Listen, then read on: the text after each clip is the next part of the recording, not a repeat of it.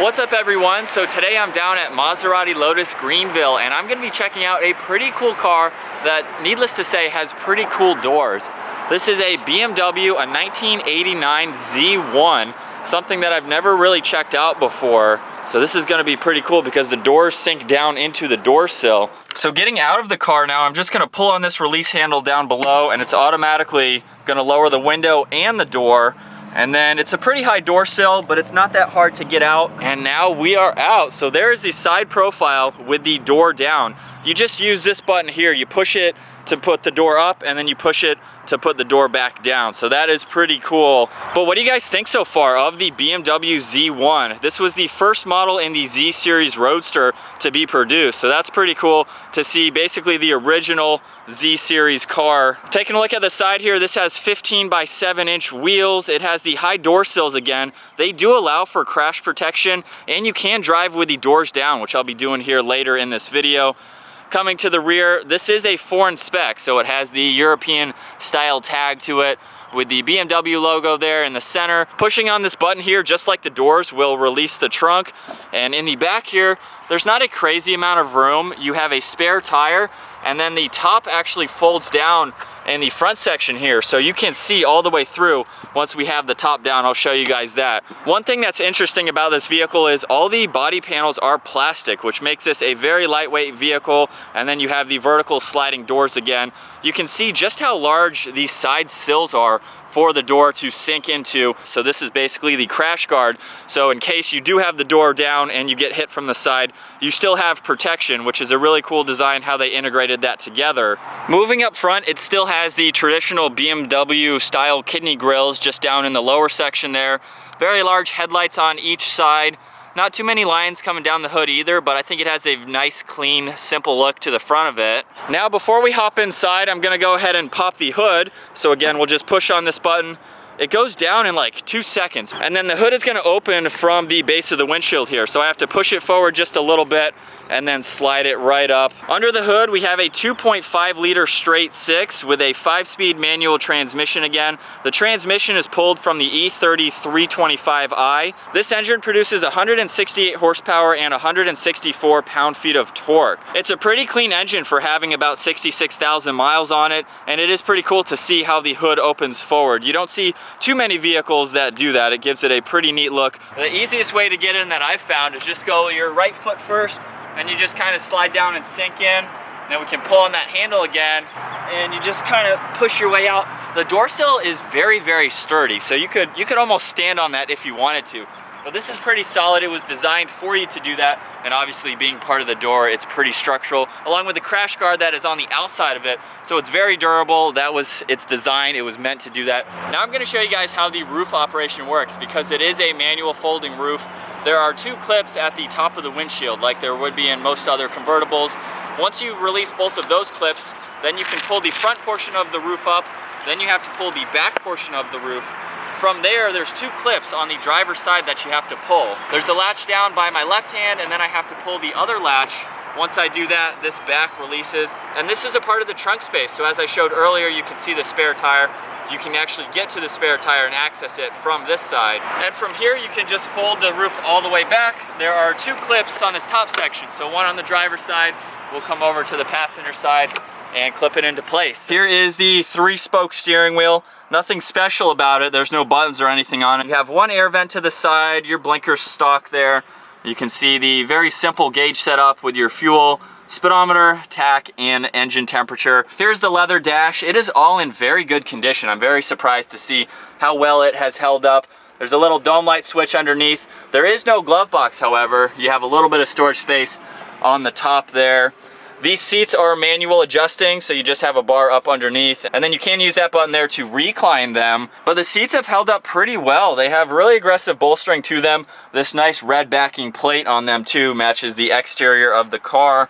Moving to the center here, you basically just have the radio. There is a cassette player. We have all the AC controls along with where you'd like the air to go on these slider dials. So that's interesting to see. That's something I've never seen before. A cigarette lighter, both of your side windows.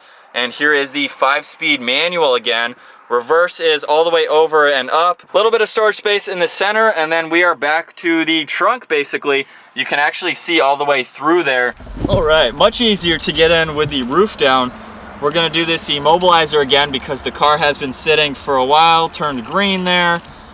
All right, so it is a little bit cold and windy today, so I may not have the roof down for a long time, but we'll at least see what the wind noise is like.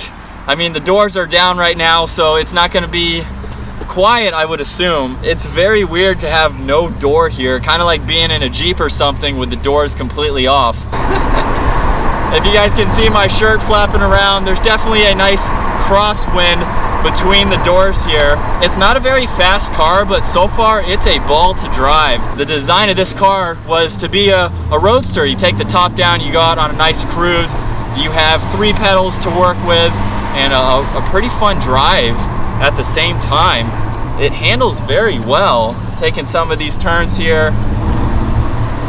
It's a smooth ride so far. I hope you guys can hear me. I'll put the roof up here soon, but it's a smooth ride. It's very comfortable. I like the bolsters on these seats. They are pretty aggressive, and they've held up well for the age of this vehicle. There's not a whole lot of wear that you can see. Taking another turn there, very easy to rev match. It's a smooth shifting car, very smooth to drive too, and the handling in it is very good. We're gonna take off from the stop sign here. Nothing crazy. So yeah, while it's not the fastest car out there that I've driven, it's a lot of fun to drive. It's very lightweight. It takes these bumps super well. The suspension is handling everything and absorbing everything very well. So with both of the doors up now and the roof still down, you guys can probably hear a huge difference in the audio quality. There's no cross breeze down by my waist area here anymore. It's actually a lot more comfortable with the doors up. What's interesting that I've just noticed is a lot of the interior is leather. There's leather on the entire dash, and then there is leather on each door sill. And this is a really important part because you would be getting in and out of this obviously, and probably scraping your butt or your legs, the back of your legs, or even your shoes on this portion. So the fact that both sides are in very good shape for the age of this car. They made this leather purpose built in order to do that. So that's pretty impressive how well it's holding up. There's no cracks or anything. As far as the visibility goes, obviously with the top down, you can easily see over your left and right shoulder. And that car behind me, you guys can probably see it from that angle.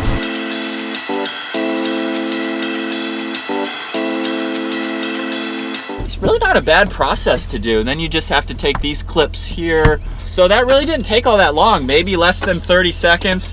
You really don't have a blind spot on either side, and you wouldn't because the glass is literally right there and the top is not that bulky or anything like that.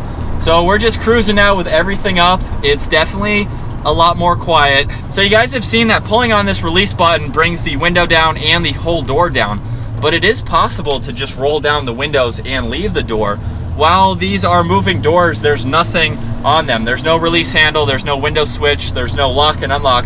That's because they are in the center here. So just by pushing on this button, I can roll the window down just like in a normal vehicle. You have that obviously both sides, and the wind noise putting them both down now. Just like you would expect in a normal vehicle, having doors and just rolling down the window, you can put both of them up at the same time too. So we're gonna do one last acceleration here. Nothing crazy. All right, and we're up to the speed limit. So it doesn't throw you back in your seat or anything like that, but this is definitely a very fun car to drive. It's handled incredible. I haven't had it out on any back twisty roads or anything like that, but just going back and forth a little bit on the steering wheel, it's very direct, and it's going back and forth just like I would expect. There's no give or any play in the steering wheel. It's gonna take turns very well. It's not crazy loud either. Even with the top, when I had the top down, it was very hard to hear the exhaust. So it's not a super loud vehicle, not a big engine either, so you wouldn't expect it to be loud. So I hope you guys enjoyed today's video, getting a 1989 BMW Z1 out on the road. This is currently for sale at Maserati Lotus Greenville. I'll have all their information down in the description below.